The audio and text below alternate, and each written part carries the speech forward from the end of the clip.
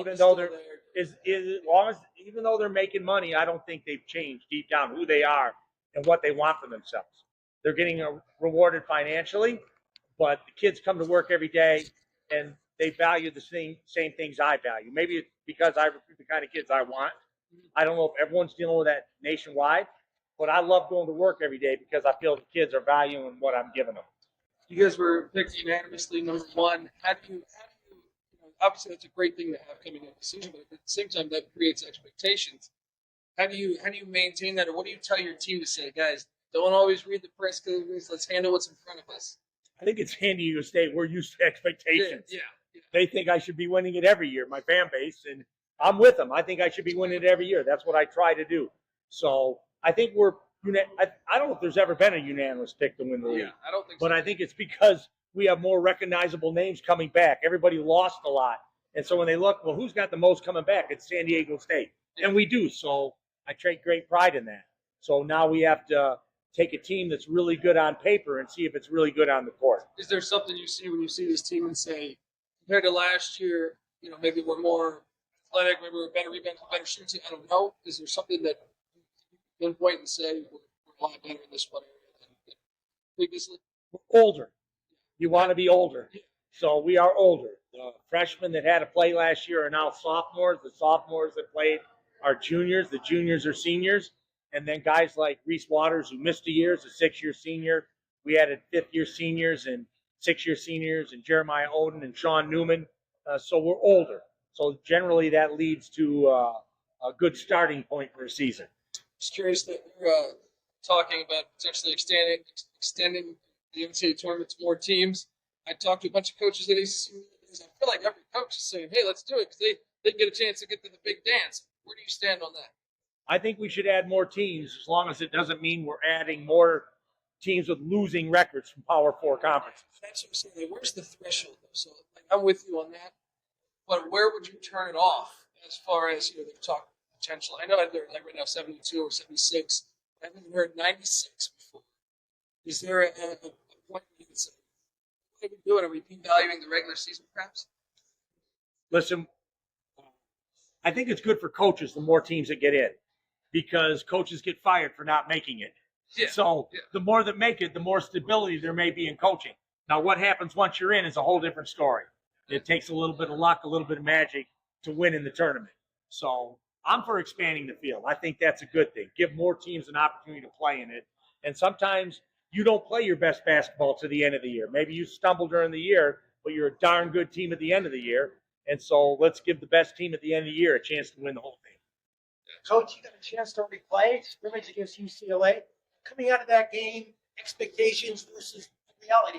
What do you think?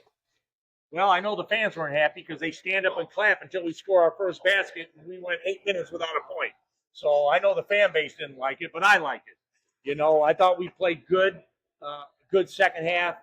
3/4 of the game, we played solid basketball against a very good UCLA team. So I think both teams got what they wanted out of the scrimmage. It was highly competitive. It was physical. Both teams are defensive-minded, and so everything was hard. And so it gave us a good baseline for where we are and where we need to go. You played a lot of guys in that game. Did you figure out your rotations a little bit more, who the starters are going to be, first guys off the bench, that sort of thing?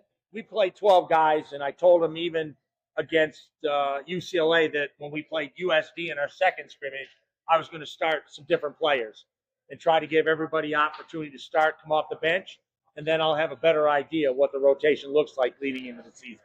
Tay and Elsie, you're freshmen. They look pretty good out there. They didn't look intimidated. What are your thoughts on their play?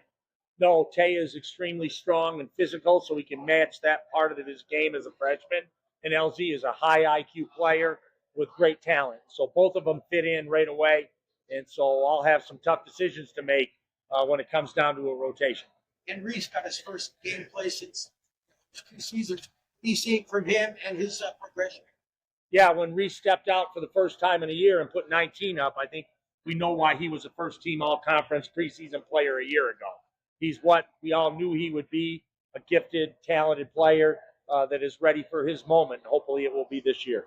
What do you see from the guys who got time last year who are getting more time this year? Farrow and BJ, Miles, what did you see from them in that first game and your expectations for this? Just that they're more consistent. They're growing as players. Maturity helps. Experience helps. And they gained both of those last year, and they're gaining more in practice and going into this season. And Farrell with the free throw line. People saw him go to the free throw line. He wasn't very good last year. He swished those two. I think the crowd a little surprised. Did he work on that specifically this season? The kids always work on every part of their game. Like I said, they've all gotten better individually. Now I have to find a way to get them better as a team. How is it seeing Coach Olin in the conference now? Sit there saying, hey, gosh, this guy's going to have a great team. We're going to go against him. Yeah, I mean, obviously Eric's a really good coach.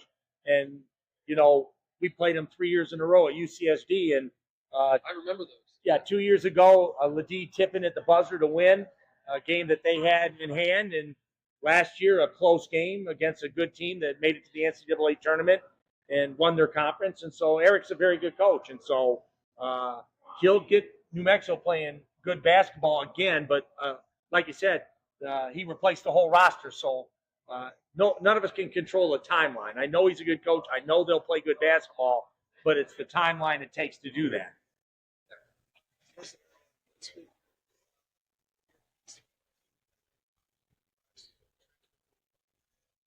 Yeah, I think we kept 80% of our roster. We lost one guy that could have returned that didn't. And I'd like to beat my chest and say it's culture, but a year from now when everyone leaves, they're going to say, what happened to your culture? It's just the nature of the game. Sometimes they leave, sometimes they come back. But they come back for a reason because I think they feel valued. They feel like they're getting better. They feel like they're getting a good education.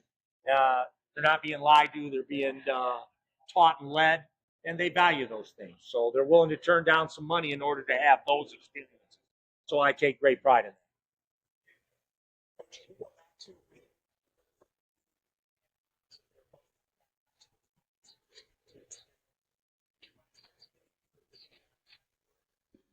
Yeah, I mean, obviously, I told them both I couldn't wait. I had to go out and find players to replace them. That's why we have probably too deep a roster, because I couldn't wait for them to make their decisions.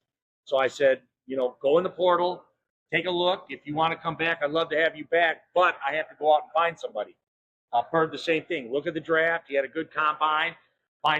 These are things I can't control. Talk to the teams. Your agent will let you know if he feels he's got a deal for you if you're drafted in the second round that's worth going. And it ended up they didn't hear what they wanted to hear, even though Bird, I think, would have been drafted in the second round. He didn't have anything guaranteed, so he thought it was his best interest to come back. So I added good players, and then I had those two come back, which leads to great expectations and great talent. So we're excited to have them back. I think, it's definitely my deepest team. I have a lot of talent and a lot of depth. Now they have to accept whatever roles they're put in, and that's the hardest part. The key to being a great player is managing frustration. And I'll have players that are frustrated this year, whether it's their minutes, their points. But if we can all pull in the same direction and say we're all here this year, let's embrace it. Let's try to do our best to win games. And if we win, all our boats will rise, including mine and yours. So find a way to win, and we'll bring value to what we do. Just received this.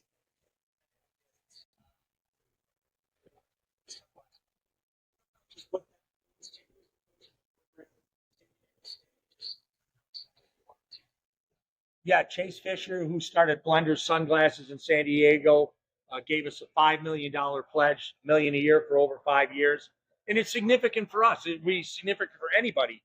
But when it comes to revenue sharing, we're not the Big Ten. We're not starting with a $70 million TV deal where we can actually share revenue with the students. The revenue we share is the revenue we still continue to raise as a basketball program. And so Chase's commitment to San Diego State basketball is significant and will make a difference. Is there a target as far as revenue sharing you guys would like to get to start basketball this year? I mean, if revenue sharing holds, most common sense means basketball programs will have between $4 and $5 million.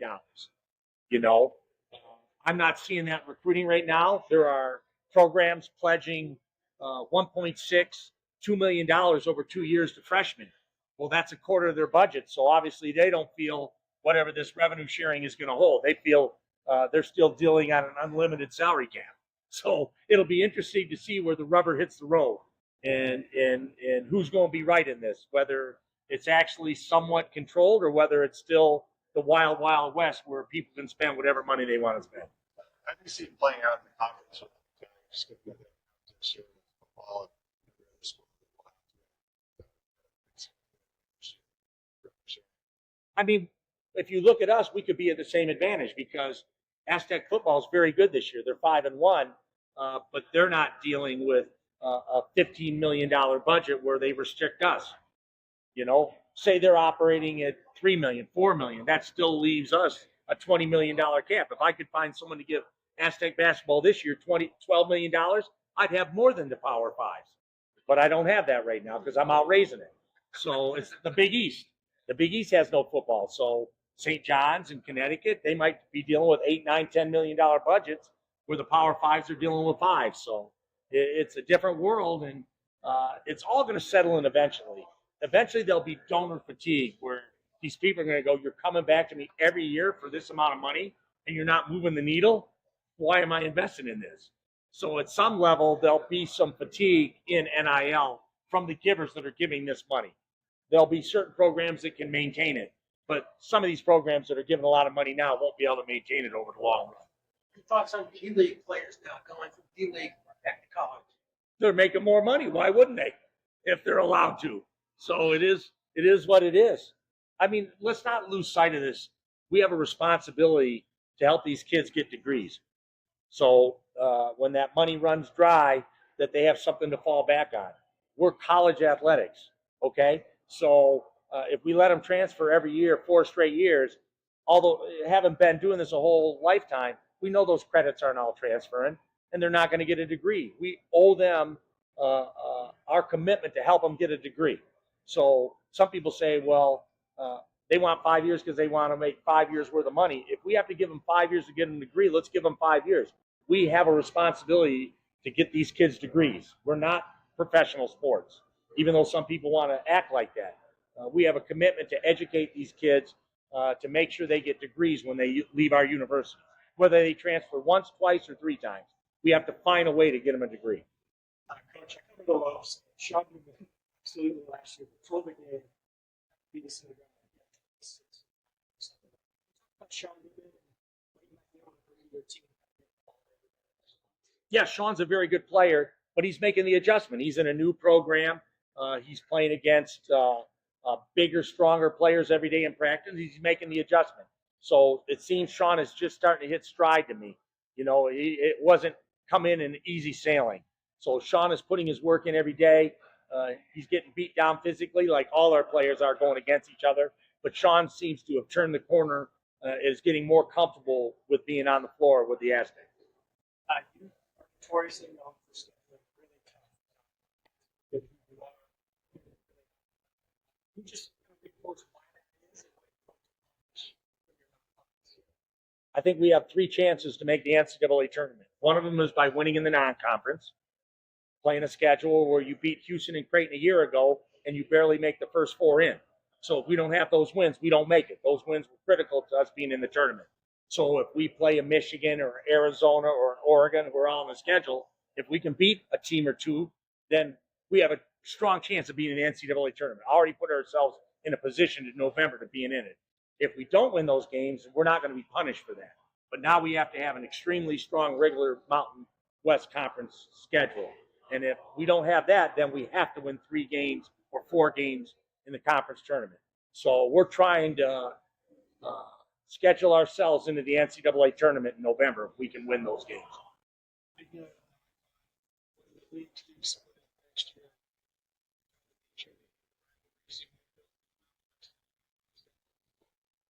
You know, I like playing at non-altitude sites. Everybody knows that. It has nothing to do with the schools. But I'm not looking to go to Laramie or Albuquerque and play at 7,000 feet. I know what that is. I've done it for 26 years. So Vegas or someone at sea level has got a better chance of scheduling me than me picking a one-off game to go play at altitude.